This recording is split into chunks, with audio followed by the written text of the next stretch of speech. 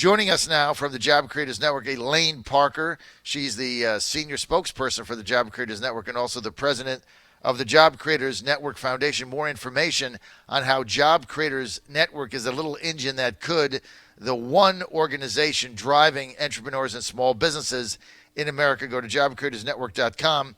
That's jobcreatorsnetwork.com. And Elaine Parker joining us now. Elaine, great to have you. Hey, John. Great to talk to you again. Okay, Elaine, I tell you what, because of the violence we had on Saturday with the two shooters in Dayton and El Paso, because of some of the other news going on, everybody just forgot about the tremendous job numbers that came out a week ago Friday. They came out just as I was getting off the air. Another 170,000 jobs created, exceeding everybody's expectations. The economy booming along. There is no inflation. Interest rates drop, which I know that the Job Creators Network has been jawboning for some time, and not reported in the fake news like it didn't even happen. Yeah, let me just say that our hearts go out to anyone who's been affected by that violence, and we pray for those still injured to have a full recovery.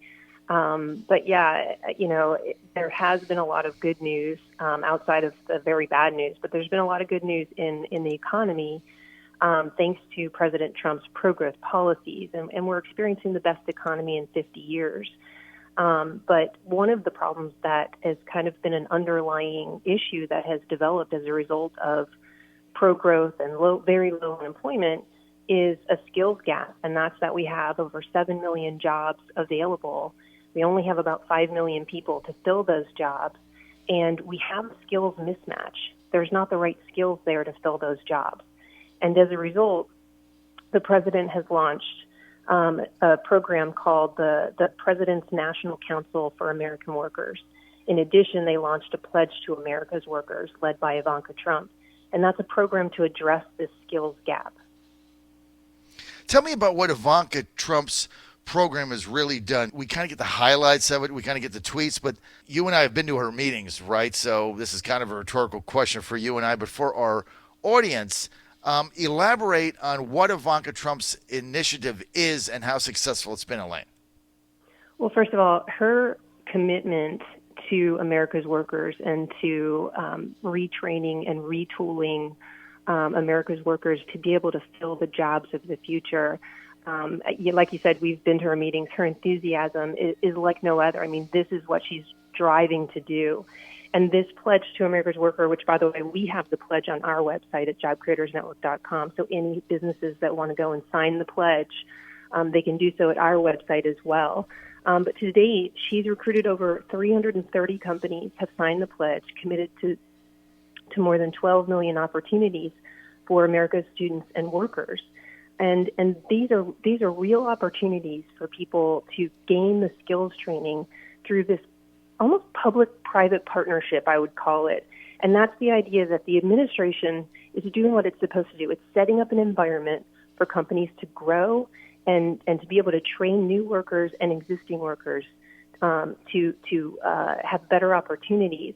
They're leading the way, but then they get out of the way so that the companies can do what they do best, and that's create jobs and train the workforce to do the jobs that are available. And so what Ivanka's vision is twofold, and it's been very successful. It's get companies, not government entities, not business, not bureaucrats, get companies, get business owners to commit to train and hire new people within their particular field of expertise, and then provide them with the training that they need in order to be successful. And so it goes from it goes bottom up, really. It goes from the small, middle size and bigger companies to say, this is the pledge that I'm going to make, 1,000, 2,000, 200, however big you are. This is the pledge that I'm going to make to get people in. I'm going to train them. I'm going to give them the skills that they need and then be able to provide them a job within the environment that I have. This has never been done before because normally you have some kind of a government program, right? And it's top down. This is bottom up. This was Ivanka Trump's vision in doing this, and it's been wildly successful. And you can call it a vocational program. You can call it a jobs program. But really what it is, Elaine, is it's a skills program in order to give small businesses the opportunity to train and grow their own people in order for them to prosper. Does that kind of sum this up? Absolutely. I mean, we do have a skills gap, and that is the issue at hand. And these are vocational jobs. These are technical jobs. These are not necessarily jobs that require a four-year degree. I mean, over the last several decades, if we can just take a step back, John, and kind of look at where we're at, the federal government has just increasingly become intertwined in the university system, covering anyone who wants to get a four-year degree. And in fact, in 2010, they passed legislation under President Obama that transferred all government-backed student loans to the U.S. Department of Education.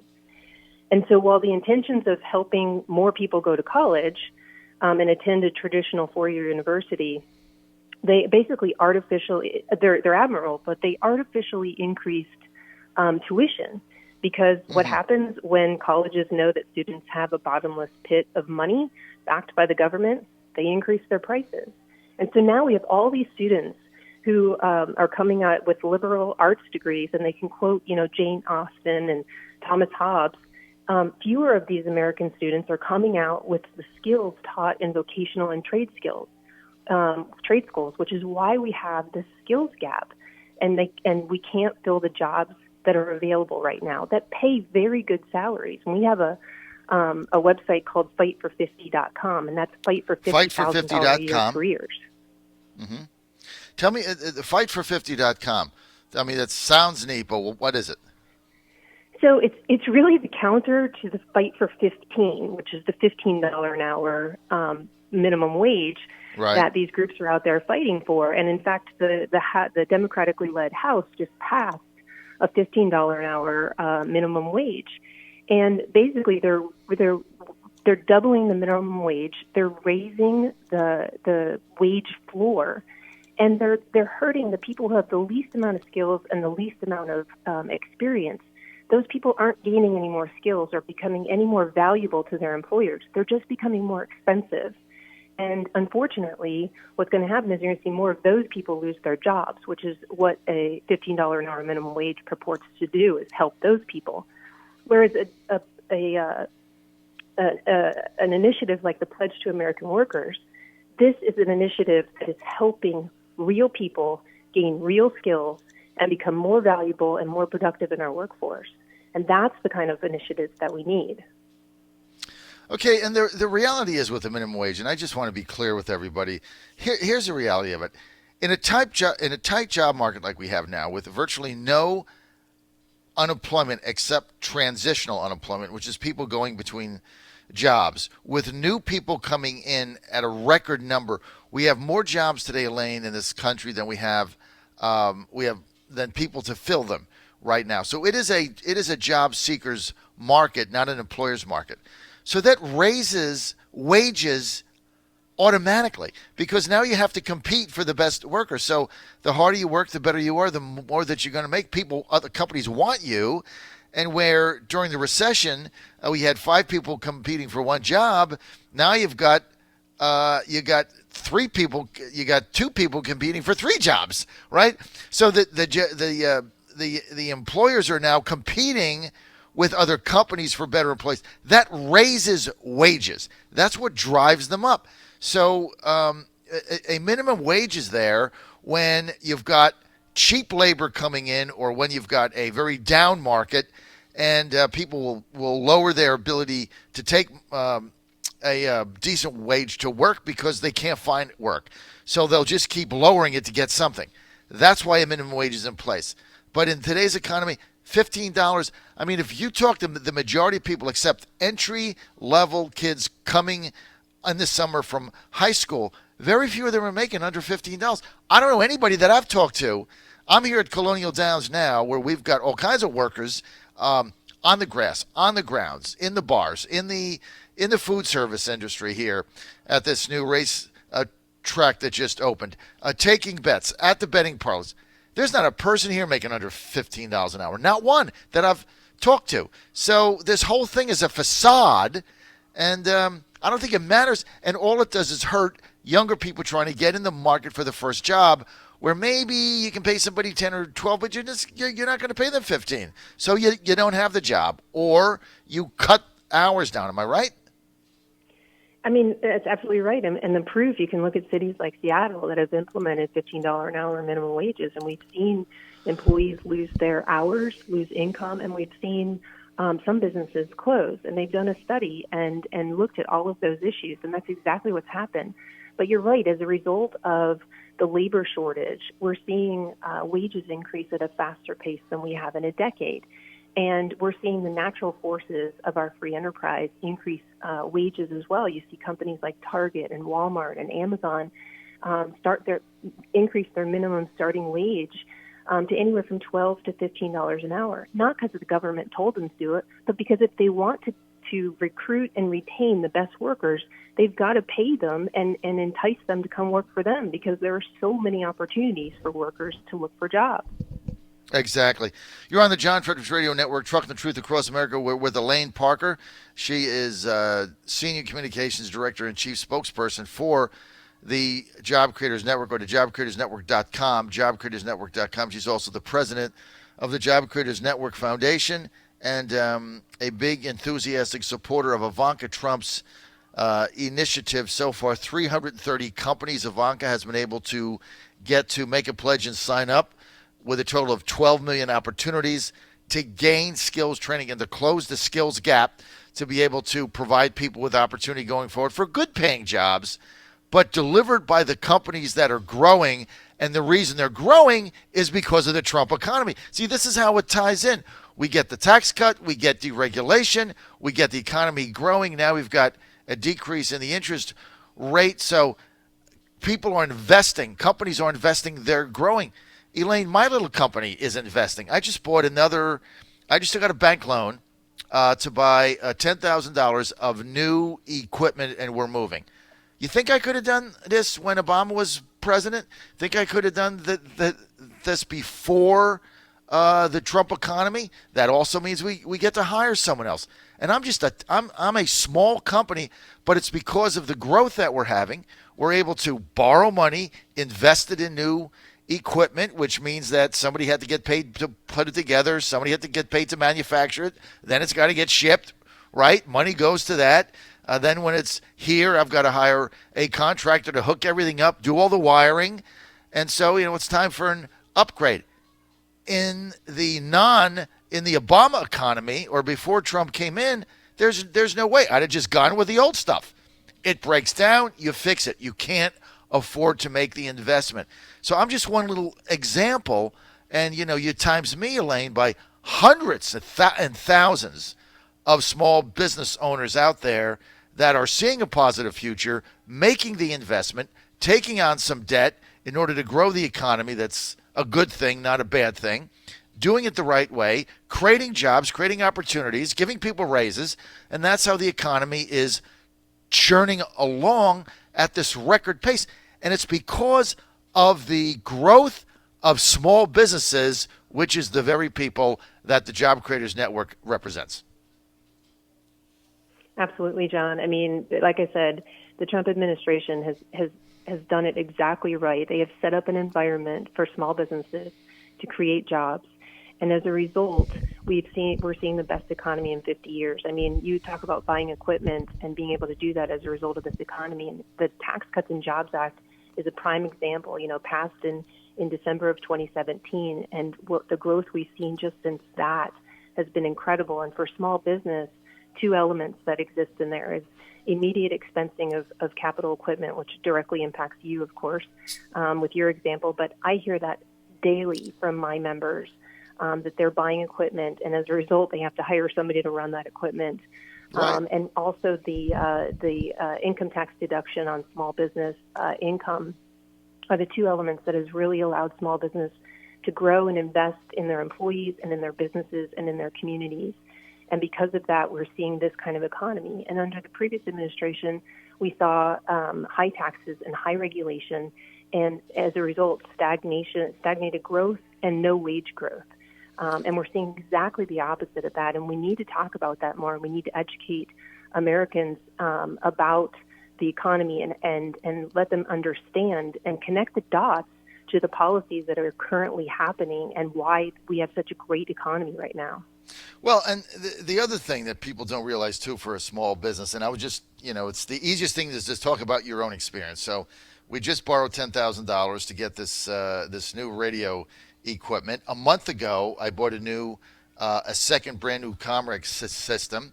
Got a loan for that. That was $8,000, right? So that's $18,000 in 2 months we invested. But here's one of the other reasons we did this, Elaine. We needed it, but you can always put this stuff off. And I'll put it off a long time. As Karen knows, some of our stuff is not high quality. It's old. Some of this stuff is with a can and a string we got in there. But the bottom line is, here's the other thing we can do. So those two purchases that we made, $18,000, that entire $18,000 is written off in 2019. Now, before the Trump tax cut, putting that in, I would have had to wrote that down over a 5-year period. That the incentive goes down. So that's the other thing that people don't realize. For a small business, look, if you're a big company and a corporate executive, you buy something for $20,000, it's just you sign a piece of paper. When you're a little company, it's like a big deal. And to be able to write that off in the first year, Elaine, big deal. That's why people are buying it. And every time they buy it, the economy moves forward. And that is exactly what the Trump economy has done with the tax cut and with the deregulations. And that's also, and then what Ivanka is trying to do is take advantage of that growth and say, look, pledge to the country, make this pledge to how many new jobs you're going to be able to hire and how are you going to train them in your particular field and how are you going to provide that. And she's already got 12 million opportunities. That's 12 million jobs that people didn't have, 12 million sets of brand new skills that people didn't have. That's why this economy is booming. And quite frankly, Elaine, that's why President Trump is going to get reelected in 2020. He's going to win again, only bigger. My prediction. I couldn't agree with you more. As long as the economy continues doing well like this, I don't know how he could possibly be stopped. Ivanka is leading the way, like you said, in helping companies, realize that they need to make this investment in their workers and in the economy because it benefits their own companies to be able to fill these open jobs. You talk about individual stories. We have a member in Somerset, Pennsylvania. As a direct result of the Tax Cuts and Jobs Act, he was able to double the size of his facility, hire 29 new people, and for the first time since he's been in business, he was able to offer a 401k to his employees. And that is the types of benefits that employers are having to consider and offer and wanting to offer and being able to offer to attract and retain the best employees. And all of that is a result of the environment being created by our government so that employers can grow and thrive and hire new people and create more jobs. You should be a spokesperson for the new Trump economy because you nailed it. Jobs, small business, investment, growth, deregulation, low interest rates, and an optimistic vision for the future. If you can't see the future and you can't look out as a small business owner and say, wow, I see good things on the horizon. I see my company being able to grow. I'm going to take a risk and make an investment. And remember, when small companies make investment, they hire people, they're just taking a risk, right? So if you can't see the future and you can't see a positive opportunity out there, you're not going to do it. That's what the Trump economy has created. And that's why you want to go to jobcreatorsnetwork.com, who has been the amazing engine behind this in getting the word out all across the country with a handful of people. It shows what a handful of people can do with the Job Creators Network because of their dedication and commitment. Elaine, I love having you on. Thanks for being with us. You always get me fired up.